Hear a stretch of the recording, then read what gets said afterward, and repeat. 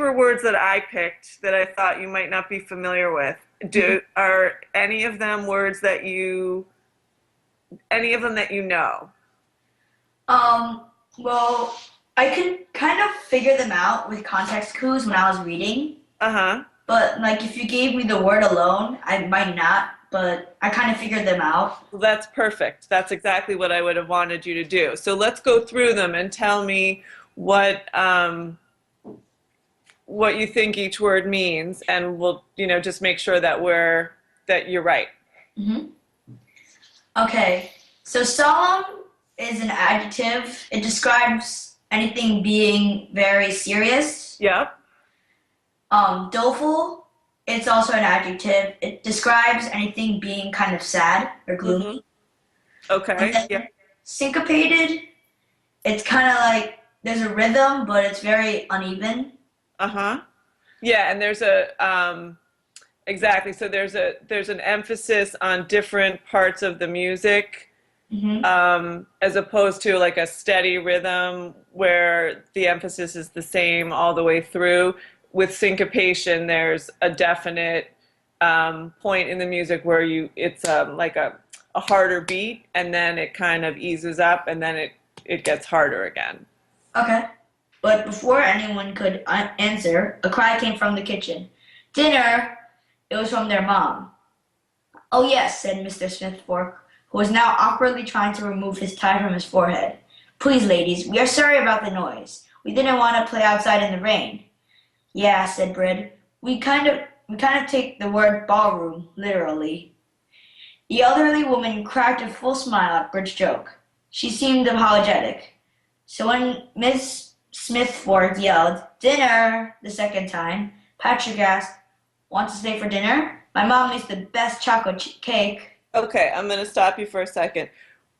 What about in the what you just read? Do you see anything that could be a contradiction, like something different from what you might expect given either one of the characters or the situation? Yeah, I think Eloise, Uh-huh. because of the way Annika comes in, you'd expect her to be very stern. Right. But then when Brid makes her joke, she cracks a smile, and then you think of her a little bit differently. Okay, and so what do you think the author wants us to take away from that? Because this is really the first time that we've met Eloise at this point, Yeah, right? I Okay. think he wants to show us that she's a very kind-hearted person.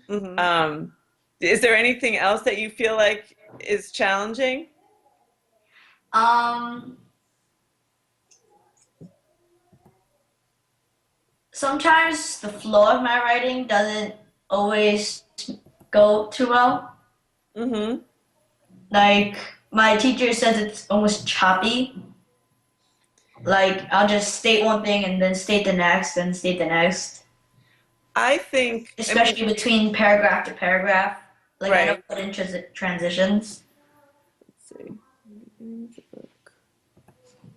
Yeah, see, I mean, these were all short answers, so I don't, the transition wasn't such a big issue. I mean, what I noticed was, those couple of sentences where the wording was awkward or the sentence structure was awkward, which I think is, not unusual. And it's just something that you go back. Like, I don't know if this is something that you do, um, but once you've written it, if you go back and you read it out loud to yourself, you often will pick up on things that you won't pick up on if you're just reading it silently to yourself.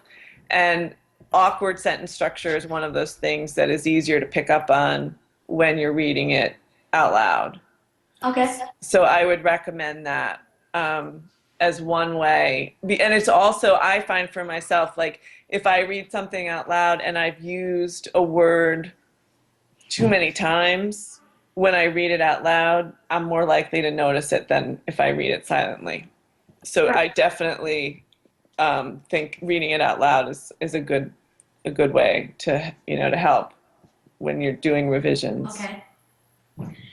Both Luca and Sienna are very unusual children, each with their own traits. Luca, the youngest one of his family, does not talk. Though he tries to communicate with others, I guess that's kind of repetitive. Well,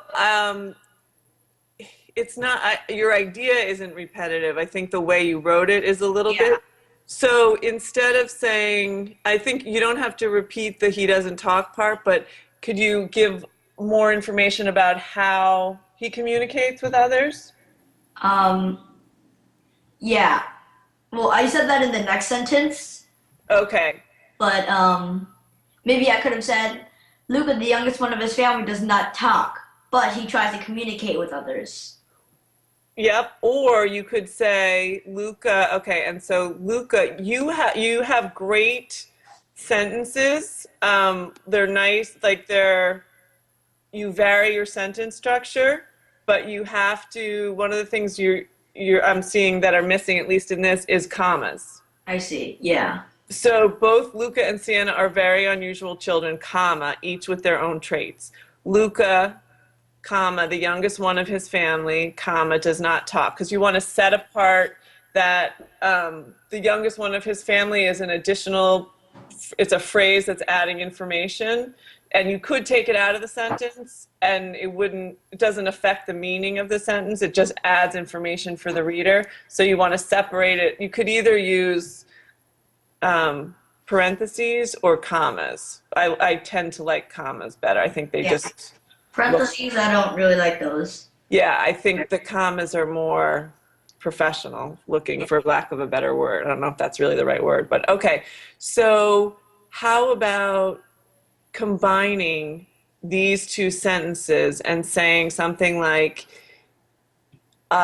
he does not talk. He communicates with others usually by nodding or shaking his head. So, that's kind of goes back to the genre thing. It's a little bit of a mystery. It's mystery. Yeah. Yeah. So we have to figure out what we think. I feel like it's sort of a combination of things. Like there's the realistic fiction part, there's some mystery, and then there's some. I don't think fantasy is the right word. I don't, because fantasy is like totally out there. Yeah. Like But it is a little bit far-fetched. right. So this is yeah. So we have to. It's definitely going to be a mix of genres. Yeah.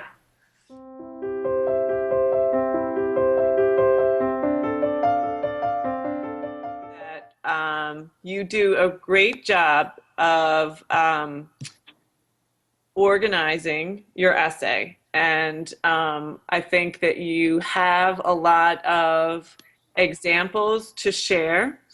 But one of the things that I wanted to work on a little bit is to see if we can kind of jazz it up a little bit and also see if we can make some of those examples a little bit more concrete, like more like you talk about the beautiful view.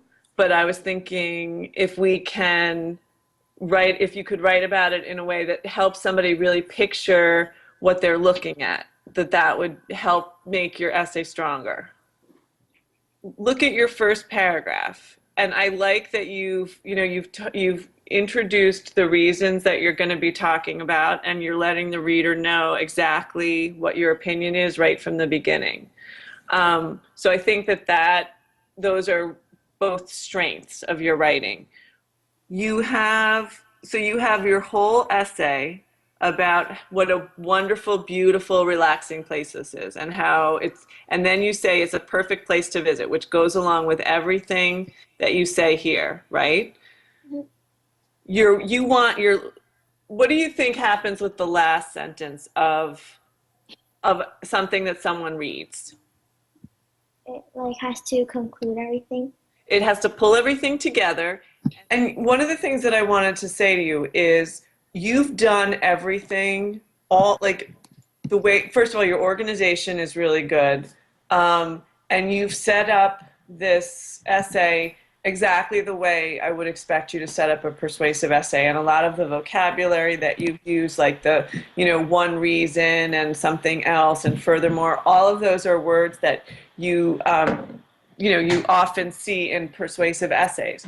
But I think you're a very good writer, and I think that your your skill level is strong enough that you're at a point where you can kind of shift the way you write depending on what your subject is. So if you're writing a persuasive essay that's more like argumentative or scientific, then you're going to use that sort of more direct style. But this, I think, it's persuasive, but it's a softer persuasion. It's more that you want to like have the person imagining this place and wanting to, run out and buy a plane ticket. So the stuff that I'm asking you to do is just to kind of refine what you've done and sort of push you up to the next level as a writer. So it's not that anything that you've done here is wrong. It's just that now we're going, I'm looking at it and I'm saying, wow, she's a really good writer, and I think she's ready for that next step. So now what I'm thinking is, I like that you've listed you've given the reader a preview of the things that you're going to be talking about. But I want to go back to what I was saying before about the show, don't tell. So how can you, instead of saying one reason is that it's beautiful, what can you say, just a quick description of something there that's beautiful that you didn't mention down here, or something that you're going to expand on down here, so that it's more, it flows a little bit more. The geography. So what do you mean by the geography? Like the beautiful geography. Okay, describe it to me. Give me. It's all expanded, I think, on the first paragraph. Okay, well, I think you have stuff about the geography, but it's not, you don't have, I think you could put something else up here that you don't have there. Or I'm going to just flip back to the Bermuda thing. So this gives a little bit of information. It's not giving a huge amount of information, but it's kind of setting the scene. So how can we set the scene in this paragraph without giving away too much information? We could mention the great weather and the beautiful seas. Okay, so Syros is an alluring Greek island everyone should visit. So it is a place of, now tell me, repeat what you said.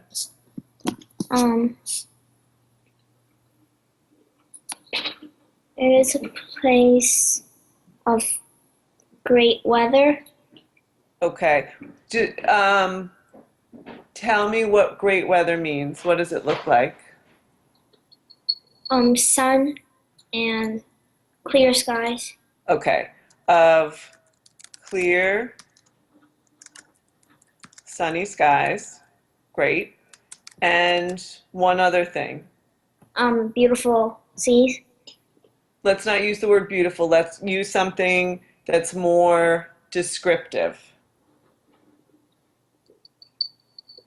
What is it? How about this? Because you talk about the color, and you did a beautiful job talking about the color.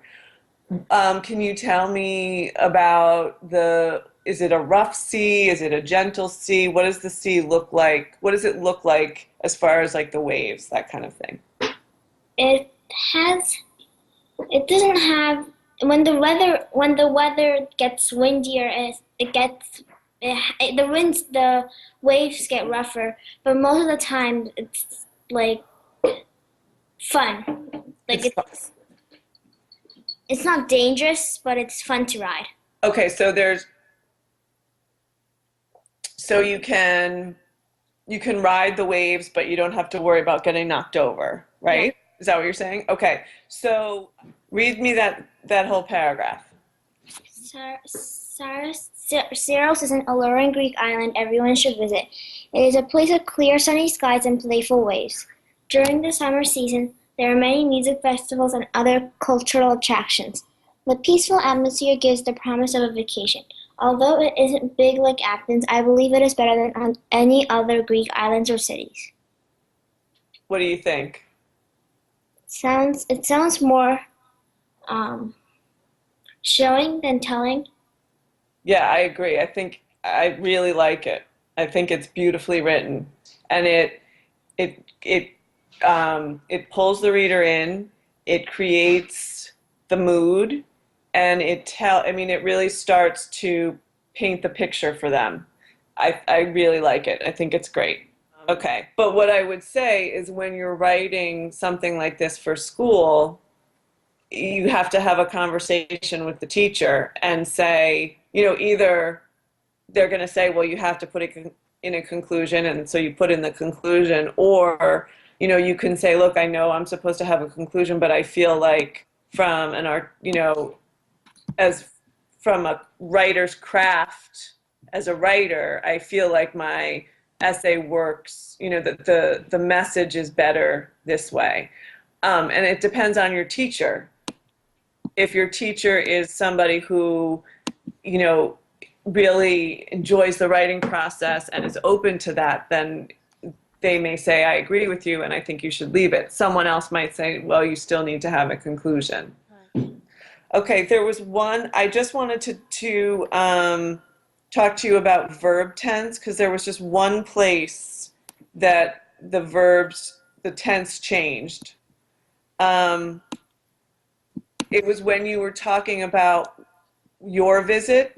So everything you've written everything in the present tense, and then when you're talking about your visit, I think here you said I got some wonderful handmade bracelets, and that's right. Even though it's past tense, that's appropriate. But then when you talk about here, some of them you're talking about the beaches were rock bottomed and some were sandy. That should be present tense. Okay.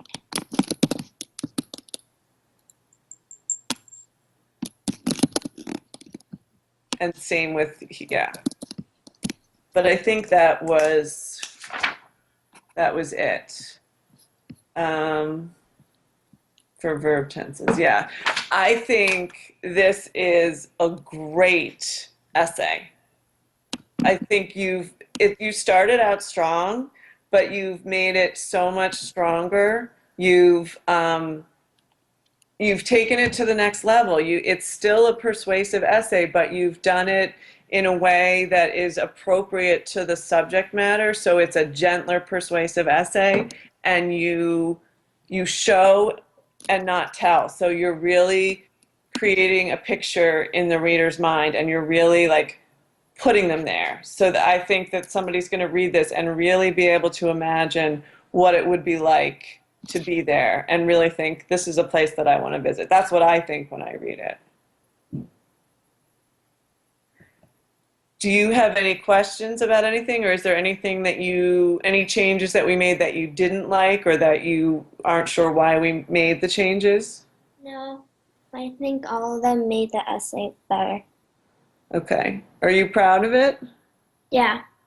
Okay, because I think you should be. I mean, I really do think it's a great essay. And I mean, I helped you, but you came up with, it's your writing. It's your writing. So I think it's great.